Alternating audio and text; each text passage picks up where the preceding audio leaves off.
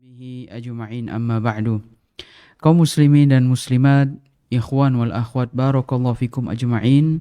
Semoga Allah Subhanahu wa taala memberikan keberkahan dimanapun Anda berada semua, dan Allah Subhanahu wa taala juga memberikan dan menganugerahkan kepada kita semua ilmu yang bermanfaat. Amin ya rabbal alamin. Pembahasan kita masih tentang landasan keempat, sambungan kemarin dari tentang antara ulama, antara ilmu dan ulama. Kemudian pada pembahasan untuk sesi kita yang pertama pada pertemuan kali kita ini adalah tentang akhlak tercela, akhlak tercela, yaitu pura-pura berilmu, pura-pura berilmu. Taib, karena dalam landasan sebelumnya dijelaskan bahwa ada orang-orang yang bukan ulama tapi menisbatkan diri kepada para ulama, sehingga hal ini menjadi samar bagi sebagian orang-orang awam. Oleh karenanya apa landasan keempat itu, di situ Syekh rahimahullahu taala menjelaskan bahwa siapa itu para ulama, siapa itu para fuqaha, dan siapa yang mirip mereka tapi sebenarnya mereka bukan termasuk para ulama. Maka jangan sampai kita jatuh pada poin atau titik penting, yaitu dalam bahasa Arab ta'alum atau muta'alim. Bukan muta'allim, muta'allim pelajar. Kalau muta'alim diantaranya artinya adalah pura-pura berilmu. Oleh karenanya kata para ulama, salah satu al-ilmu, salah satu ashbarin. Ilmu itu ada 3 jengkal. Siapa yang sampai pada jengkal pertama, takabbar, maka dia akan sombong. Dia akan sombong. Seolah-olah bahwa dia punya ilmu semuanya yang ada pada dia dan yang lainnya tidak ada. Dia sampai pada titik puncak pemahaman yang paling tinggi, yang dia mengatakan atau dia meyakini atau dia berprasangka bahwa orang lain belum sampai kepada tahap ini. Dan dia merasa sombong. Nah, pada titik poin inilah yang banyak orang pura-pura berilmu padahal dia belum berilmu. Walaysa minhum, dan bahkan bukan juga bagian dari para ulama.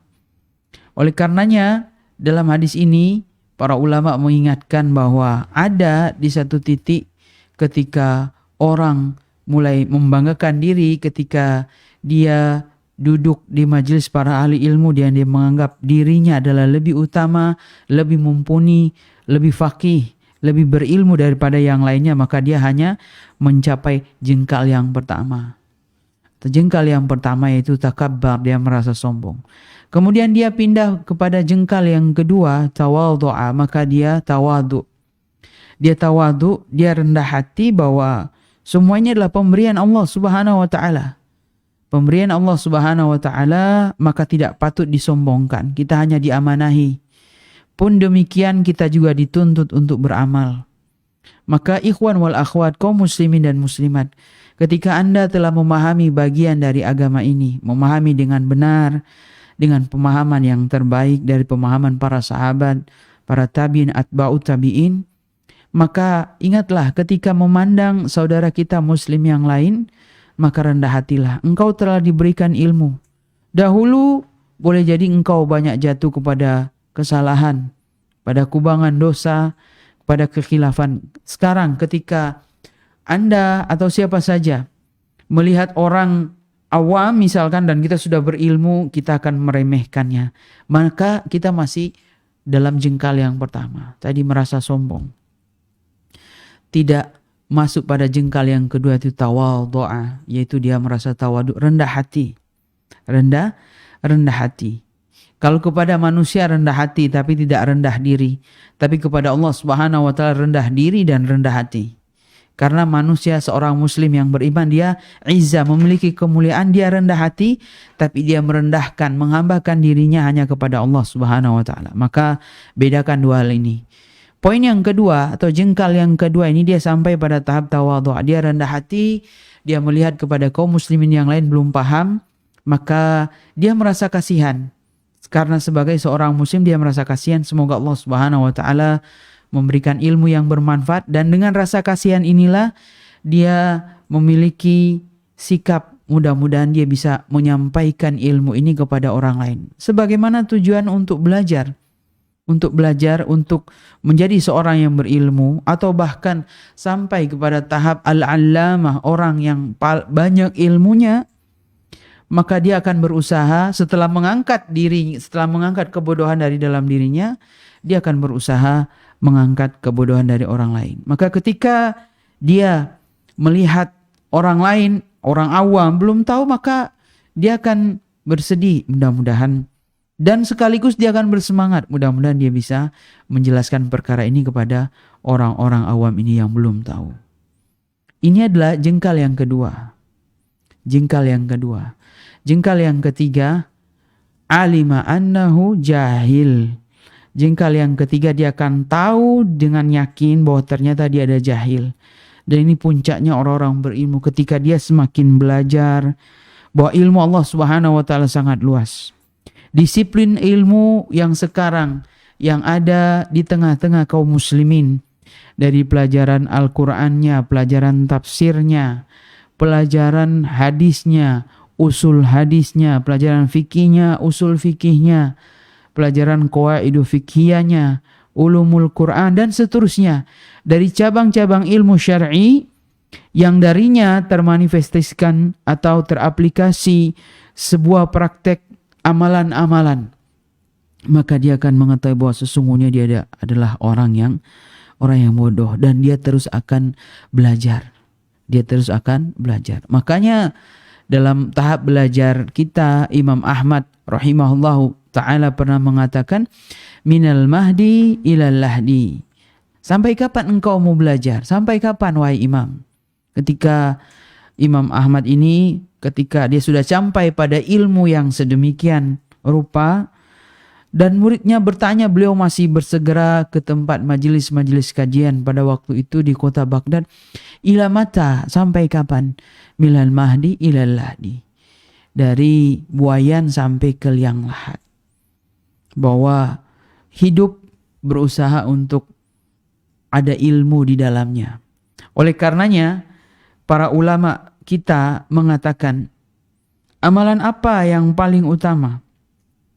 Amalan apa yang paling utama setelah amalan-amalan yang diwajibkan, amalan-amalan yang diwajibkan oleh Allah Subhanahu wa taala yang harus dikerjakan? Para ulama sampai berbeda pendapat. Ada yang mengatakan jihad.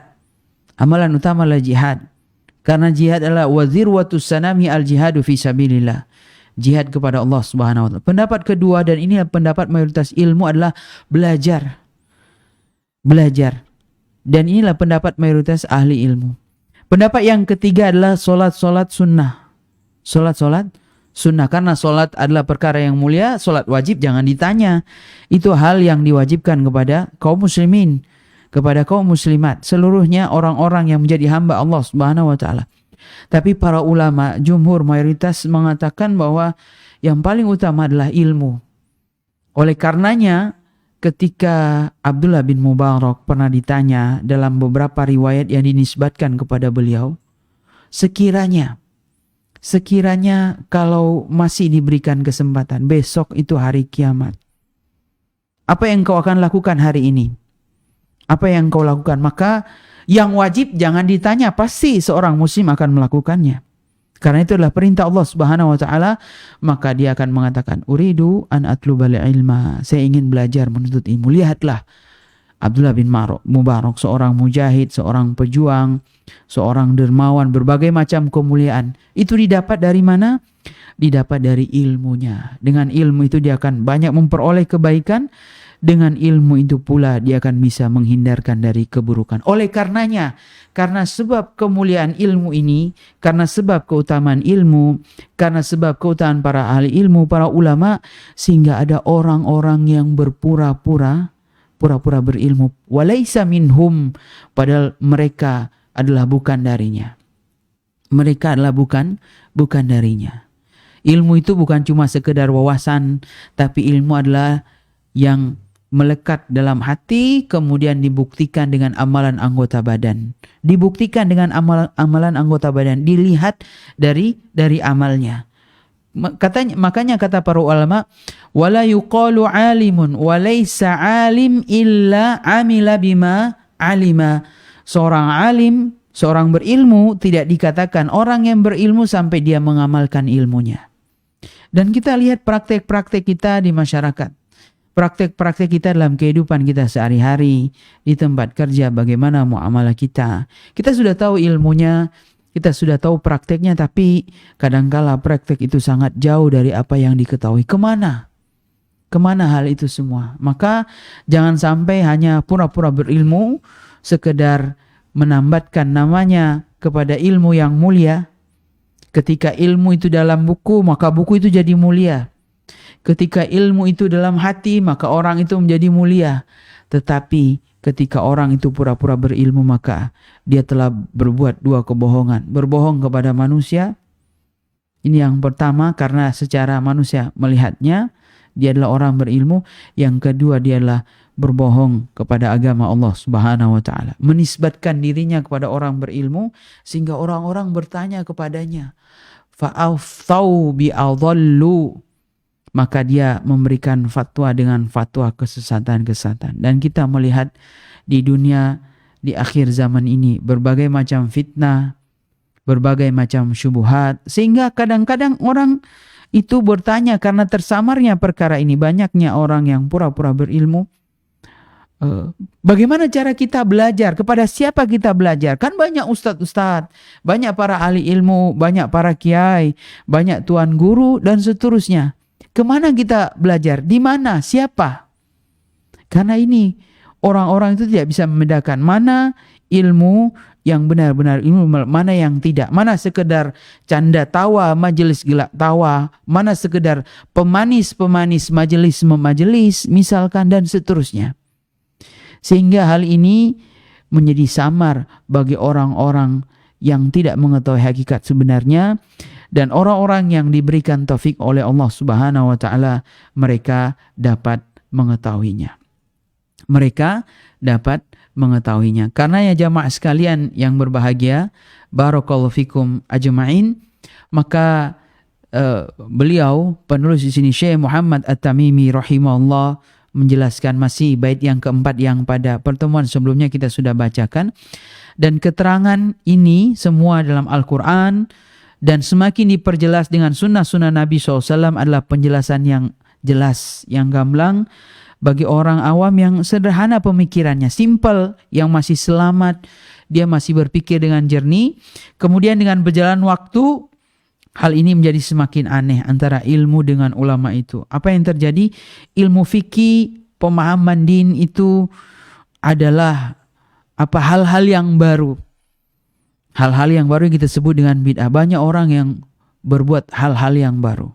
Sehingga orang mau ini ahli ilmu menemukan sesuatu yang baru. Padahal itu adalah tidak diperbolehkan dalam agama. Karena kenapa? Jarang orang membahasnya. Dan orang-orang yang pura-pura berilmu ini telah membuat samar hal ini, dipakai dengan kata-kata yang sudah dipulas. Dipakai dengan kata-kata yang tersamarkan yang banyak kaum muslimin tidak mengetahuinya. Kita melihat sebuah muhadharah, sebuah ceramah, sebuah diskusi, sebuah seminar. Bagi orang-orang yang biasa saja, yang sederhana pemikiran, Masya Allah, subhanallah, ini adalah luar biasa ilmunya. Tapi kalau orang yang sudah berilmu, dia akan mengetahui ini adalah biasa, ini adalah pemahaman dasar. Tapi dia bisa melihat celah-celah, bukan ingin mencari kesalahan-kesalahan. Tapi ini ada penyimpangan dari dalam agama.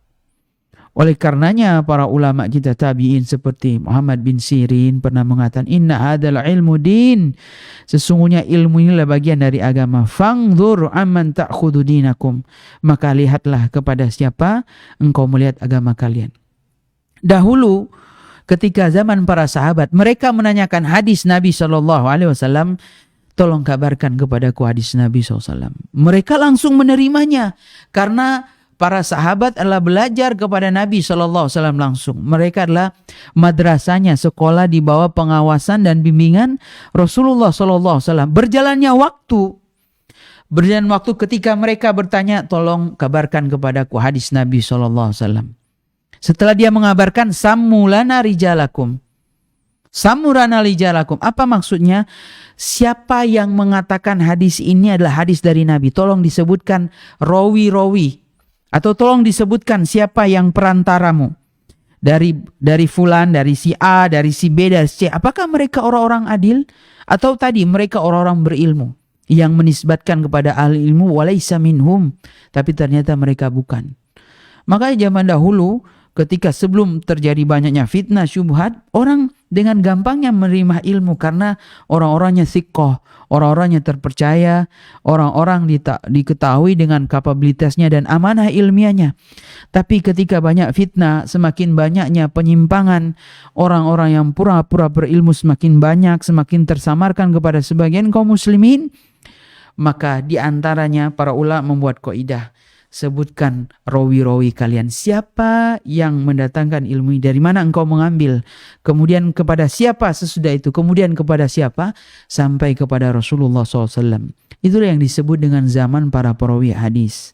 Zaman para perawi hadis. Karenanya jamaah sekalian yang berbahagia, ilmu yang baru, misalkan penemuan baru dalam agama seolah-olah ini adalah ilmu, padahal ternyata bukan. Itu adalah hal-hal yang baru yang bertentangan dengan agama-agama kita yang mulia. Kemudian orang-orang gila, orang-orang yang tidak punya akhlak, misalkan orang-orang seperti para sufi, ada orang gila hampir telanjang, kemudian dukhon, dia minum merokok, kemudian ditanya, dicium ininya, padahal dia bukan ahli ilmu. Kemudian orang-orang faqih dan orang-orang berilmu yang sebenarnya mereka orang berilmu tidak dianggap orang berilmu. Wah, ini terlalu kuno, ini terlalu saklek, ini terlalu begini dan begitu, berbagai macam ungkapan-ungkapan yang menjauhkan kaum muslimin dari orang-orang berilmu yang sebenarnya mereka mengamalkan ilmunya. Karena ya jamaah kaum muslimin, barakallahu fikum ajma'in, maka sebagai solusi di antara ini para ulama kita menasihatkan adalah bagaimana engkau itu belajar pondasi-pondasi agama, kewajiban-kewajiban dasar, karena ini adalah kewajiban sebagai seorang hamba Allah Subhanahu wa taala. Maka ketika Anda ingin membelajar pelajaran yang lebih terperinci, maka karena dasarnya Anda sudah kuat, engkau akan melihat mana orang-orang yang bertentangan dengan agama Islam. Pemahamannya ini kok menyeleweng, karena engkau sudah punya dasar. Dan engkau bisa membedakan mana orang-orang kurang berilmu dan mana orang yang berilmu dengan sebenarnya. Inilah antara taufik dari Allah Subhanahu wa taala setelah engkau memohon agar menjadikan ilmu yang bermanfaat, memperoleh dari guru, dari pengajar ilmu, dari penyampai ilmu yang mereka lah benar-benar menjaga amanah ilmiah. Kalau mereka tidak tahu, mereka mengatakan tidak tahu. Imam Malik rahimahullahu ta'ala sebagai penutup pada kisah ini, beliau terkenal dengan seorang imam ahli Darul Hijrah. Bahkan kota Madinah ketika disebutkan zaman sekarang siapa imam yang terkenal dari kota Madinah, mereka akan menjawab Imam Malik. Sepakat kaum muslimin. Imam Darul Hijrah, imam tempat hijrahnya Nabi SAW kota Madinah. Tapi ketika ada orang berperjalanan dari tempat yang jauh untuk bertanya kepada Imam Malik, sekitar 40 pertanyaan atau 50 pertanyaan. Dia bertanya kepada Imam Malik, wahai Imam, saya sesungguhnya dari tempat yang jauh dikirim oleh kaumku untuk bertanya kepadamu tentang masalah agama. Kata Imam Malik, silakan. Kalau saya bisa, saya akan menjawab. Ternyata ada sekian puluhan pertanyaan, hanya 4 dan 5 saja yang tidak diketahui. Hanya 4 dan 5 saja yang dijawab pertanyaannya. Yang lainnya kebanyakannya, mayoritas pertanyaan tidak dijawab. Kata Imam Malik, la adri, saya tidak tahu. Saya tidak tahu masalah ini, saya tidak tahu. Sehingga orang ini menjadi heran. Wahai Imam, saya datang dari tempat yang jauh, saya bertanya di sini. Engkau adalah seorang imam, kemudian kebanyakan soal-soal pertanyaan saya engkau tidak tahu. Kata Imam Malik, katakan kepada kaummu, Imam Malik tidak tahu persoalan ini. Apakah ini pura-pura berilmu? Tidak. Karena Imam Malik memang tidak tahu masalah itu. Maka jawab tidak tahu. Berbeda dengan zaman sekarang, kita berusaha menjawab semua pertanyaan. Semua pertanyaan sehingga dianggap menjadi orang yang berilmu dan orang-orang kembali akan bertanya kepada kita. Tapi ketika kita tidak menjawab pertanyaan, tidak tahu, maka orang-orang akan beranggapan tidak usah bertanya kepada si A, si B. Kenapa? Karena dia tidak menjawab pertanyaan semua. Sesungguhnya dia orang yang kapabel. Tapi bagi orang yang memiliki amanah yang jelas, dia tahu ini memang karena dia tidak ingin masuk dalam perkara ini, maka dia menjawab tidak tahu, dan mana yang dia ketahui dia akan menjawabnya. Semoga Allah Subhanahu wa taala menjadikan kita orang-orang yang menjaga amanah ilmiah, orang-orang yang jujur, berusaha mengamalkan ilmu yang kita dapat, dan kita tidak menjadi orang yang pura-pura berilmu padahal sesungguhnya tidak berilmu. Walaysa min ahlil ilm. Semoga Allah Subhanahu wa taala memberikan taufik kepada semuanya. Demikian pembahasan kita pada sesi pertama. Barakallahu fikum. Kita tutup. Subhanakallah bihamdika asyhadu alla ilaha illa anta astaghfiruka wa atubu ilaik. Kita akan lanjutkan pada sesi kedua. Wassalamualaikum warahmatullahi wabarakatuh. Waalaikumsalam warahmatullahi.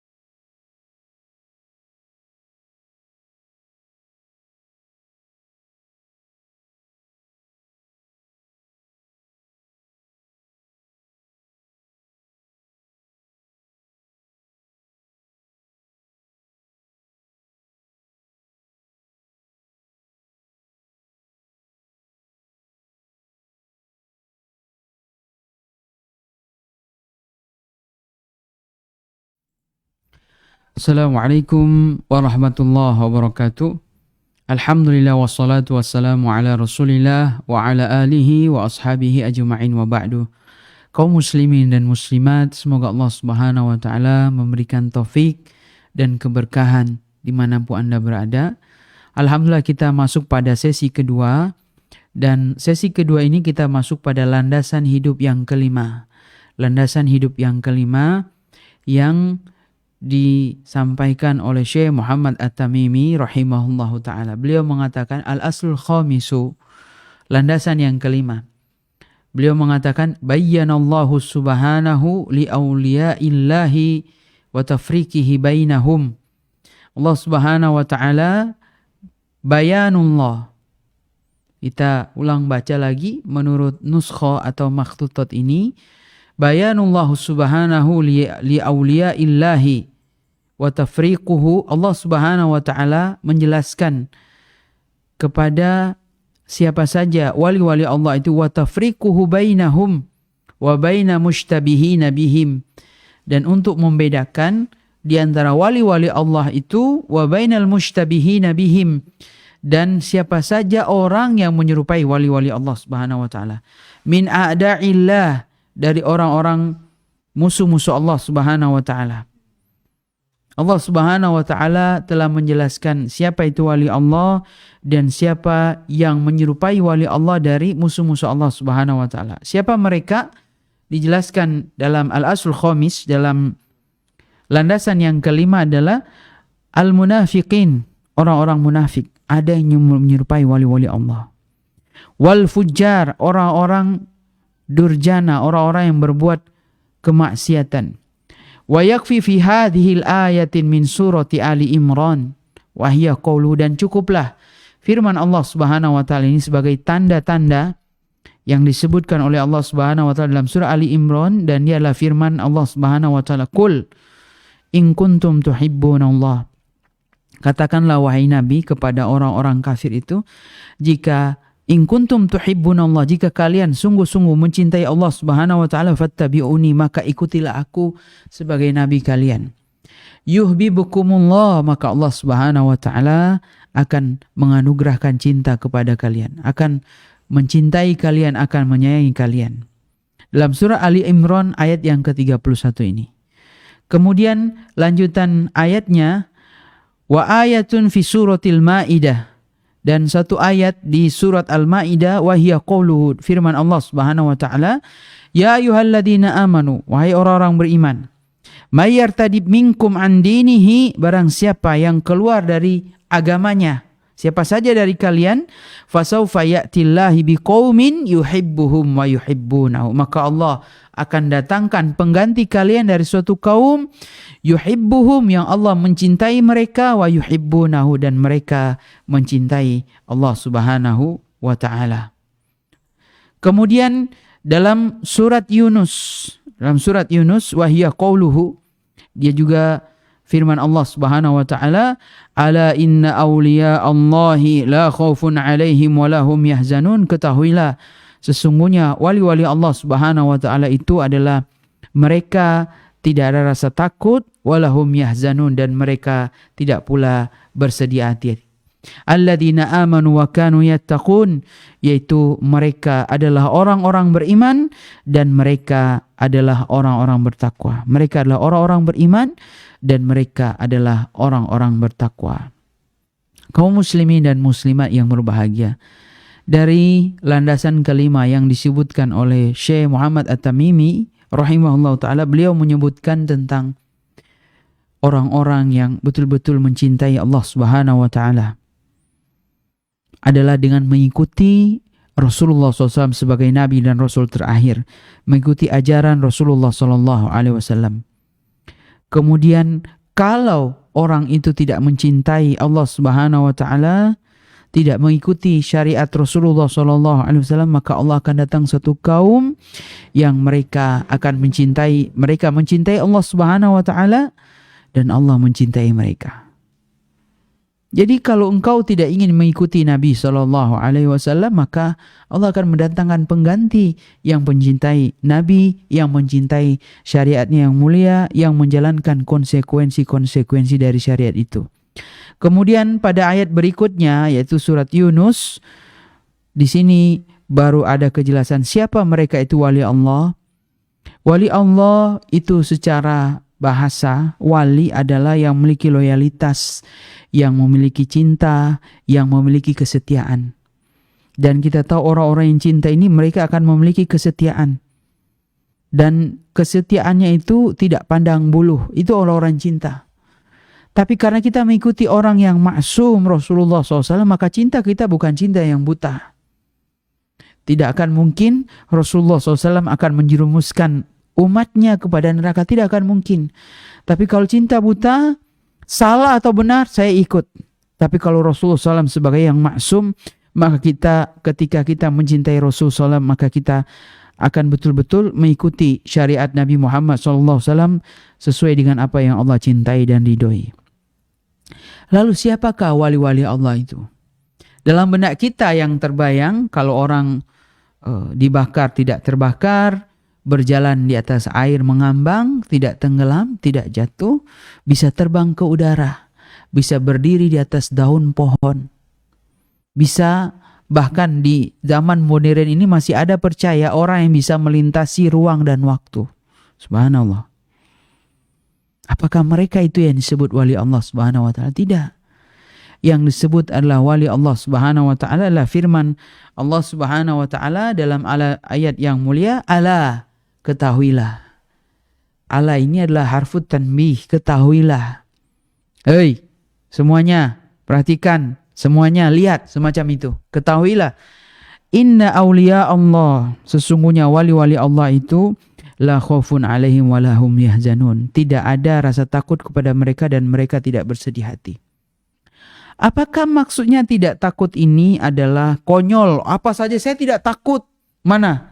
Misalkan ada bahaya, mana saya akan menghadapi bahaya ini. Apakah rasa takut demikian?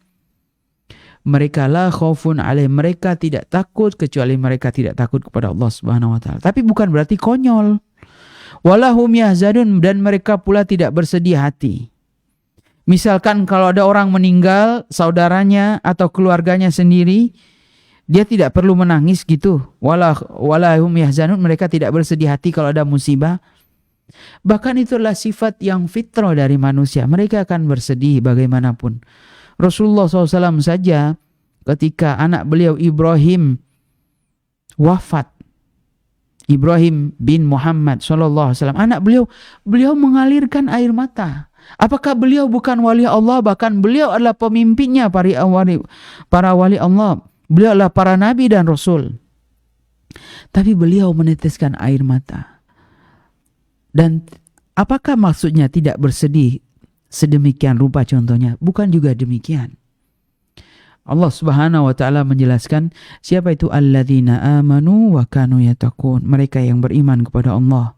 Konsekuensi iman dengan mengamalkan apa yang mereka imani, wa kanu yattaqun, dan mereka bertakwa kepada Allah Subhanahu wa taala. Kita tahu tingkat takwa orang-orang berbeda-beda.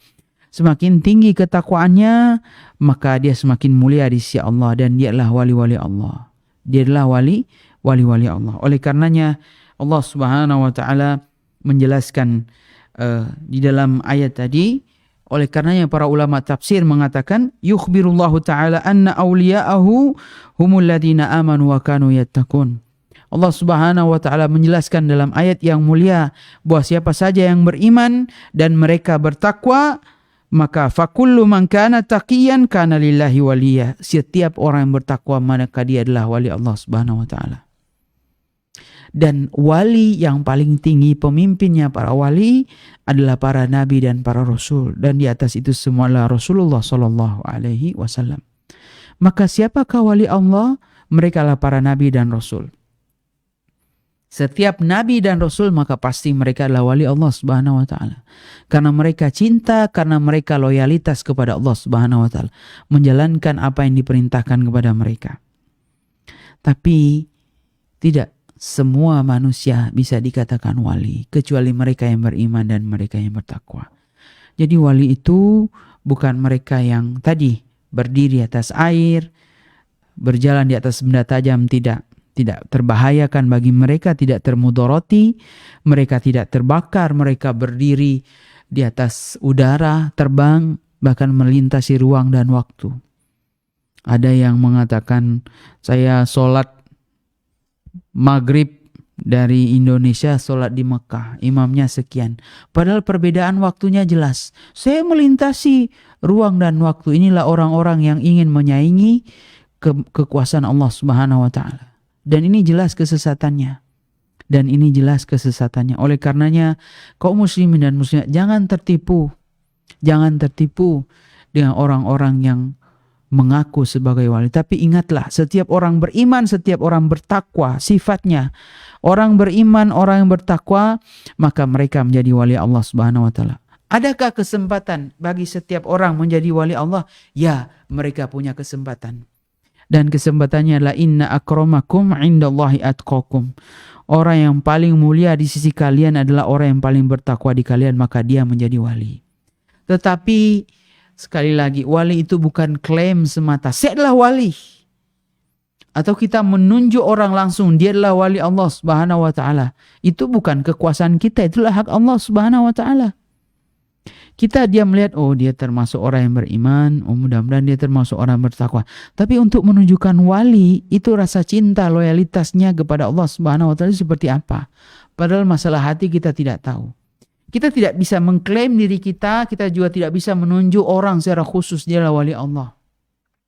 Tapi kita tahu setiap nabi dan rasul adalah mereka pasti wali Allah Subhanahu wa taala. Sehingga kita sadar diri.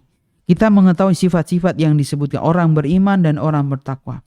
Oleh karenanya hati-hati jangan sampai menyakiti wali-wali Allah Subhanahu wa taala. Karena Allah Subhanahu wa taala mengumumkan perang langsung. Man adali waliyan faqad adantu bil harbi. Barang siapa yang memusuhi wali-waliku, wali-wali Allah Subhanahu wa taala, mereka yang loyalitas, yang cinta kepada Allah Subhanahu wa taala, mereka yang beriman dan bertakwa, sifat-sifatnya jelas. Faqad adantu bil harbi, maka Allah telah mengumumkan perang dengannya. Hati-hatilah. Dan kalau Allah mengumumkan perang, maka siapakah sebagai pemenangnya? Amal usaha apa lagi yang bisa diusahakan? Mereka tidak bisa menandingi dan menyaingi Allah Subhanahu wa taala dan pasukan-pasukannya. Maka siapakah wali Allah Subhanahu wa taala itu? Maka wali Allah Subhanahu wa taala adalah orang-orang beriman. Disebutkan oleh Abu Ja'far At-Tahawi dalam kitab At-Tahawinya, Aqidah Tahawi, beliau mengatakan wal mu'minuna kulluhum awliya, orang-orang beriman semuanya adalah para wali-wali Ar-Rahman, Auliaur Rahman, para wali Rahman. Sifatnya orang-orang beriman. Tapi kalau nama nunjuk person tertentu, maka ini bukan hak kita. Kita cuma tahu secara zahir, tapi ada namanya penilaian batin, dan penilaian batin itu hanya Allah Subhanahu wa taala yang tahu. Wa akramuhum indallah atwa'uhum wa atba'uhum lil Qur'an. Dan yang paling dekat, paling mulia di sisi Allah Subhanahu wa taala atwa'uhum, mereka yang paling taat. Mereka menjalankan perintah Allah Subhanahu wa taala. Mereka menjalankan yang dianjurkan. Mereka menjalankan apa-apa yang disunnahkan kepada mereka. Mereka berlomba-lomba di atasnya. Wa atba'uhum lil Qur'an, dan mereka adalah orang yang mengikuti wahyu Allah Subhanahu wa taala, Al-Qur'an yang mulia. Karena jamaah sekalian yang berbahagia, barakallahu fikum, kaum muslimin dan muslimat dimanapun Anda berada, maka kita ingat siapakah wali Allah itu? Langsung kita jawab, mereka adalah orang beriman dan orang bertakwa kepada Allah Subhanahu wa taala. Kita bisa menjawab. Tapi apakah si fulan, si A, si B adalah wali Allah? Apakah saya termasuk wali Allah?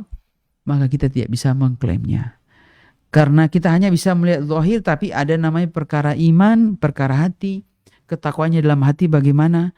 Jangan sampai dia pura-pura beriman.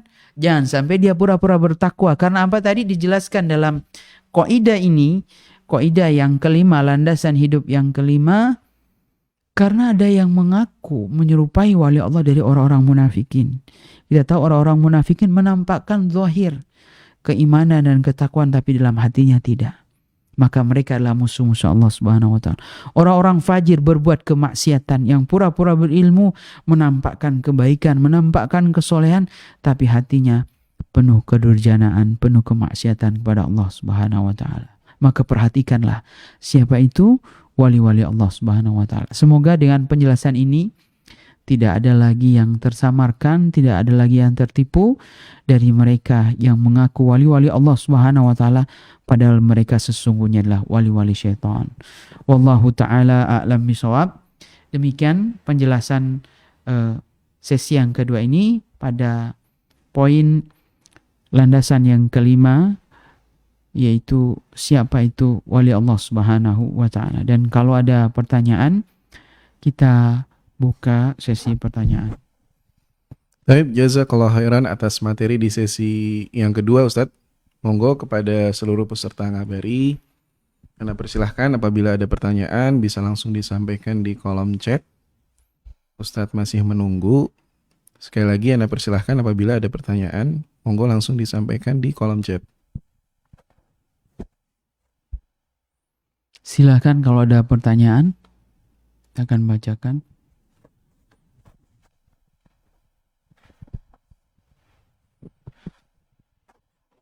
Bismillah.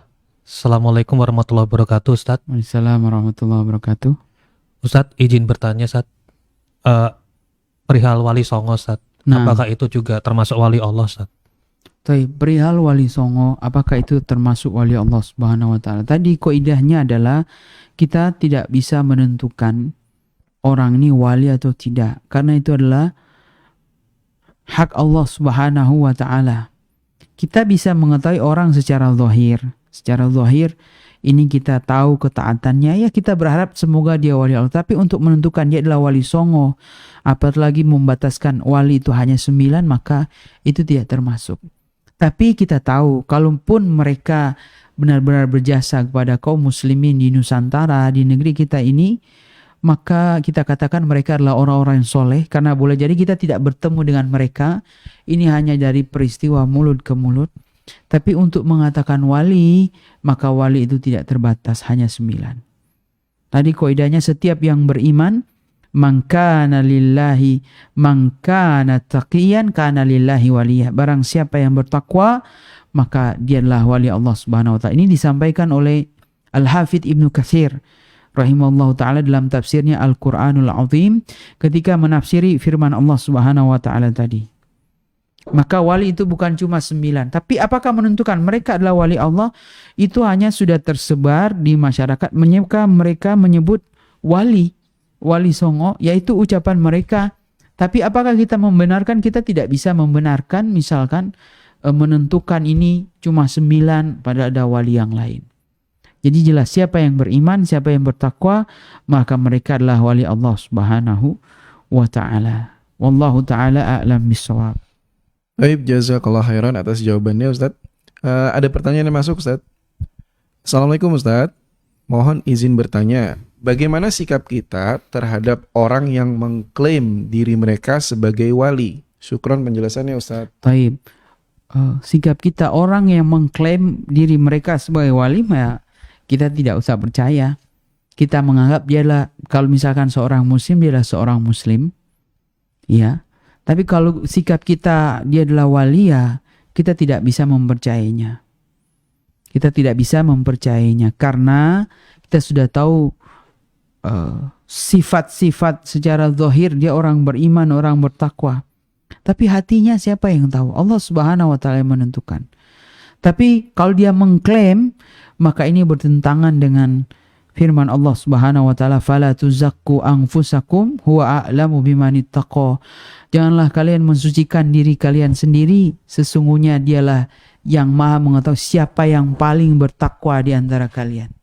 Nah, kalau dia sudah mengklaim diri sendiri, maka dia di situ ada tazkiyah, ada rekomendasi, saya adalah orang beriman, saya adalah orang bertakwa kepada Allah Subhanahu wa taala. Dan itu adalah bentuk takabur, bentuk kesombongan kepada Allah Subhanahu wa taala. Kalaupun mudah-mudahan saya berharap, maka jadilah orang yang bertakwa. Dengan sendirinya kita tidak butuh titel-titel manusia. Kita butuh hanya dari Allah Subhanahu wa taala. Maka sikap kita kepada orang yang mengaku wali Allah, maka biasa saja kita menganggap dia seorang muslim. Kalau dia orang soleh, maka dia orang soleh. Adapun untuk menunjuk langsung ini wali Allah, maka wallahu ta'ala a'lam. Maka itu tidak bisa diyakini 100%. Sebagaimana kita meyakini Al-Quranul Karim, sebagaimana kita meyakini sunnah-sunnah Rasulullah Sallallahu Alaihi Wasallam. Allahu a'la wa a'lam bissawab. Jazakallah khairan atas jawabannya, Ustadz. Ada 2 pertanyaan lagi, Ustadz. Pertanyaan yang berikutnya, Ustadz, apa bedanya wali dengan nabi?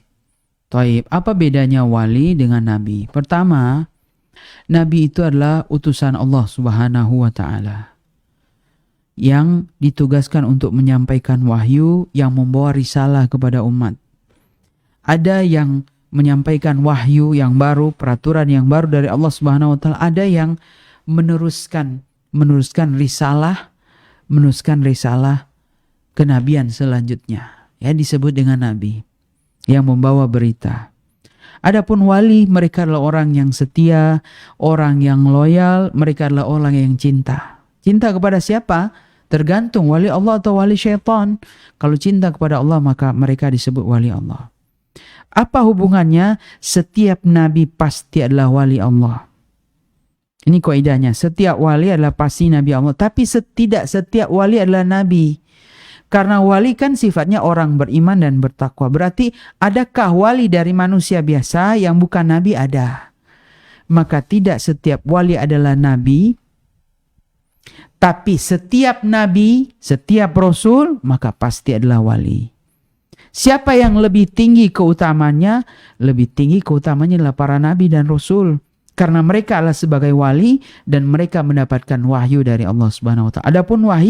Adapun wali, mereka adalah orang biasa dan ada juga seorang nabi dan rasul. Aja jelas, wallahu taala a'lam bishawab. Jazakallah khairan Ustadz atas jawabannya. Pertanyaan terakhir. Bismillah, izin bertanya Ustadz, apa definisi dan ciri beriman dan bertakwa? Taib, apa definisi beriman dan bertakwa? Kita pernah bahas definisi beriman. Al-iman ma waqqara fi qalbi wa saddaqatul a'mal. Iman itu apa yang menancap dalam hati, meyakini, percaya kepada Allah Subhanahu wa taala. Beriman dengan tadi, beriman kepada Allah, beriman kepada para malaikatnya, beriman kepada kitab-kitabnya, beriman kepada rasulnya, beriman kepada hari akhir, beriman kepada takdir yang baik maupun takdir yang buruk menurut anggapan manusia. Maka ini masuk bagian dari makna beriman kepada Allah Subhanahu. Percaya dia, konsekuensinya jelas. Wasadaqatul a'mal, dan amalnya terlihat. Amalnya terlihat menjalankan ketaatan kepada Allah Subhanahu wa taala. Apa definisi orang bertakwa? Nah, definisi terbaik disampaikan oleh seorang tabi'in, Talq bin Habib. Talq bin Habib. Beliau mengatakan orang bertakwa itu adalah engkau taat kepada Allah Subhanahu wa taala dengan menjalankan perintah Allah Subhanahu wa taala ala nuri minallah, dengan cahaya ilmu, basiro. Jadi taat bukan sembarang taat, menjalankan ibadah bukan sembarang menjalankan ibadah, di atas ilmu. Karena apa? Engkau menghadapkan thawab Allah, engkau mengharapkan pahala Allah Subhanahu wa taala, surganya. Ini ciri orang bertakwa. Kemudian ada potongan dari orang bertakwa, penggalan, engkau taat kepada Allah dengan meninggalkan seluruh larangannya. Ala nuri minallah, berdasarkan ilmu, bukan sembarang meninggalkan. Di atas ilmu jelas, dia meninggalkan karena hukumnya haram, dia meninggalkan kepada kenapa? Ini makruh. Karena kenapa? Berdasarkan ilmu, khaufan iqaballah. Karena dia takut akan azab Allah Subhanahu wa taala dan hukuman. Maka orang yang taat kepada Allah berdasarkan ilmu, bukan perbuatan yang baru, tidak berdasarkan ilmu, sehingga muncullah perbuatan bid'ah, muncullah perbuatan-perbuatan yang baru padahal bukan ketaatan. Tidak pernah dilakukan oleh Nabi tapi mereka melakukannya. Tidak pernah diberikan petunjuk oleh Nabi maupun para sahabat. Tidak juga diisyaratkan. Padahal mereka punya kesempatan untuk berbuat. Nabi SAW, para sahabat radhiyallahu anhum yang tinggal bersama Nabi. Tapi mereka tidak melakukan. Maka itu bukan ketaatan. Kemudian meninggalkan larangan berdasarkan ilmu. Bukan meninggalkan makan karena diet misalkan. Ya itu bukan takwa. Itu cuma bagian dari kehidupan dunia. Meninggalkan tidak makan makanan selain yang warna putih, puasa putih misalkan. Maka itu dia tidak meninggalkan larangan Allah Subhanahu wa taala. Ini kan halal, jelas, silakan makan.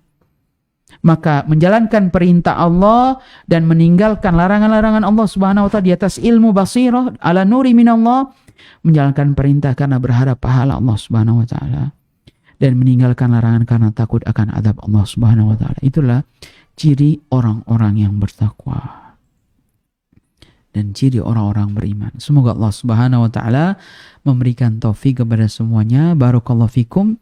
Semoga kita diberikan taufik oleh Allah Subhanahu wa taala untuk menjadi orang-orang yang bertakwa, menjadi wali Allah Subhanahu wa taala walaupun tanpa persaksian manusia. Barakallahu fikum ajma'in.